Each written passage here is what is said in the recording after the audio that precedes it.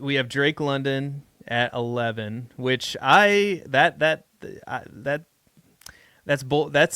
I've come a long way. I'll admit when I'm wrong, and I was wrong about Drake London. He's at 11 for us. Jahmyr Gibbs at 12. Garrett Wilson at 13. Brian Thomas Jr. at 14. We both have him at 14. And Brock Bowers at 15. Our biggest disagreement here is Garrett Wilson. I still have him at 10. You have him at 17. Why are you hating on Garrett Wilson? Because I still think he's really, really good, and I don't know how long Devontae Adams is going to be there. This is called the fear of the unknown for me because I don't know how long Garrett Wilson is going to be there. There was a report that dropped today that suggests that Garrett Wilson's patience with the Jets is running thin. And can you blame him? 3 years in, they thought they brought the answer in with Aaron Rodgers. That clearly didn't work. Rodgers can't get Wilson the ball even. And so Wilson is now, okay, this is my, sixth quarterback at the Jets that can't get me the ball. I have a now OC and Aaron Rodgers who does not want to really call plays for me because he has his buddies, Devontae Adams and Allen Lazard. So he's fed up with what's going on. Now they have to re-roll and try again at quarterback, and they're winning too many games to be in a position to get a very good one going into this draft. So what happens with the Jets? Who do they get for their quarterback? We're talking about maybe Darnold as the best case scenario. And I'm not saying that would be bad, but that's Sam Darnold returning to the Jets. Right. We're going to say that Sam Darnold returning to the Jets is going to be what pushes Garrett Wilson into the top 10 dynasty assets. And this is just where I start saying, is this wishful thinking now? Are we just wish casting Garrett Wilson into being this elite asset like we've been with Chris Olave all this time? We just have more excuses to hand to Garrett Wilson. So it's such a tough ranking for me. And as we'll see with my rankings, I don't have many receivers ranked over him. It's Bowers. I have McBride. I have Brian Thomas Jr., some of these guys in front of him that I just think are more secure assets right now than Garrett Wilson. So if he requests a trade, let's go to that universe. Where does he go? We want to say that it's going to be to a good situation, but we just saw the Ravens trade for Deontay Johnson. We know that teams are going to be willing to make moves that may not make sense for them in the shortest term. So we start talking about all these unknowns that are happening. I know Brian Thomas Jr. is going to be tethered to Trevor Lawrence for a while. They're going to get a new offensive coordinator. Their situation shouldn't be getting worse. And Brian Thomas Jr. is already a budding fantasy asset. Brock Bowers, his situation's only going to get better. It's not going to continue to get worse from where it is right now.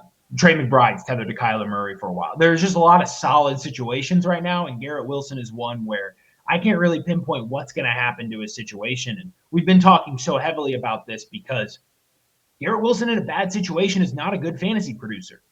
So it's hard for me to push my chips in on him where I just, again, going into yet another season where I don't know what the surroundings are going to look like for him.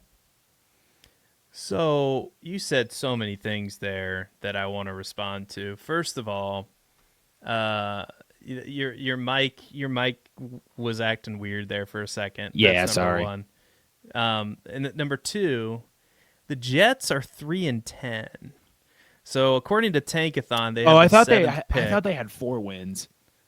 So they have the 7th overall pick right now, and they could get as high. Realistically, I don't have their schedule pulled up, but it's still possible that they get the number 1 pick overall. Not likely, but it could happen, especially if Breece Hall packs it in, if Aaron Rodgers decides he's had enough.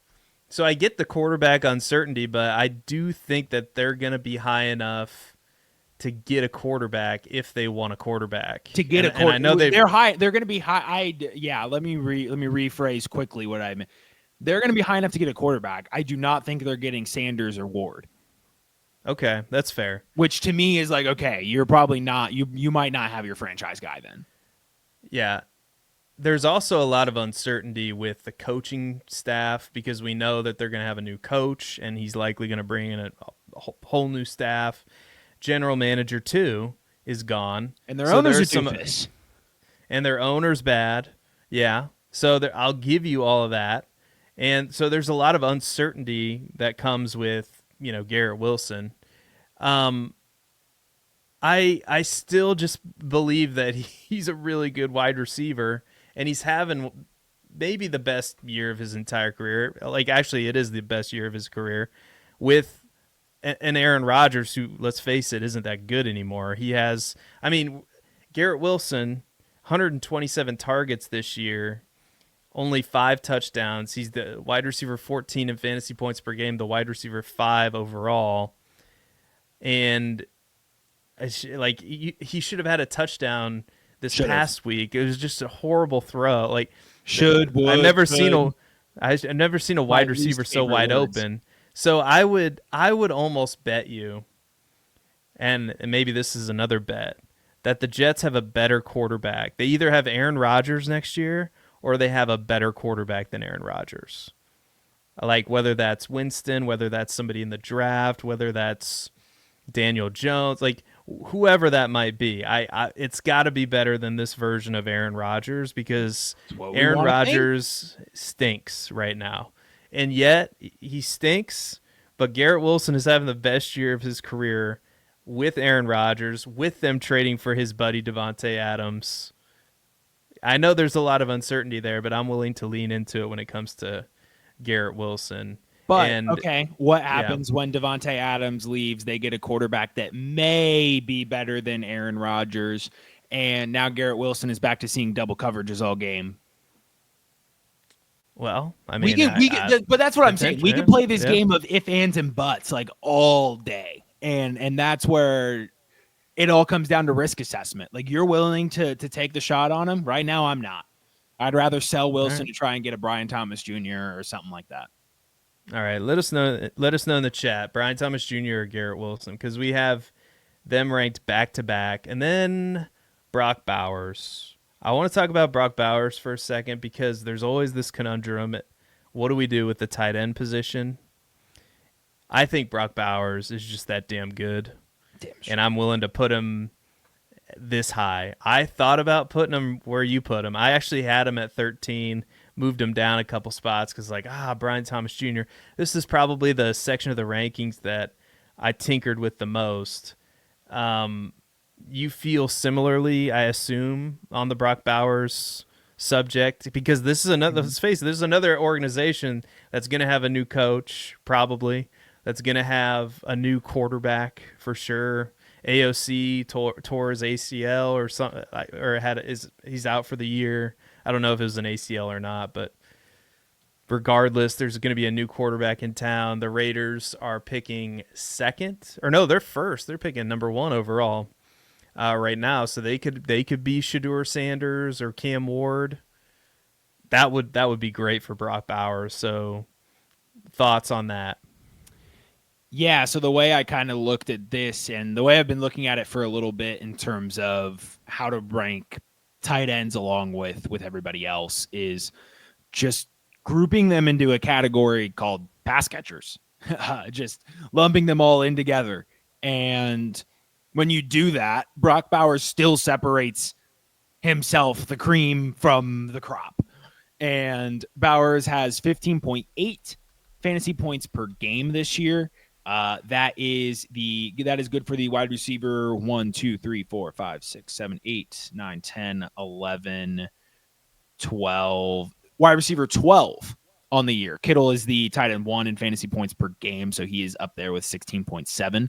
But pass catcher 13 in terms of fantasy points per game overall. And that is with a combo of Desmond Ridder, Aiden O'Connell, and Gardner Minshew at quarterback, with basically Jacoby Myers all season as the wide receiver 1 on the outside in the actual receiving core, and a group of Alexander Madison, Zamir White, Sincere McCormick, and Amir Abdullah leading the backfield. This is a pitiful roster. And Brock Bowers is still finding ways to succeed because he's a tight end. You can't just do the things that you do against these number one receivers. There's too many mismatches that can be created with a guy like Brock Bowers and with a guy like Trey McBride. And so we'll get down to that part in the rankings, but I consider Trey McBride to be another one of those assets where he's the number one target leader on his offense. He's getting peppered like a number one receiver. We should be treating them like receivers.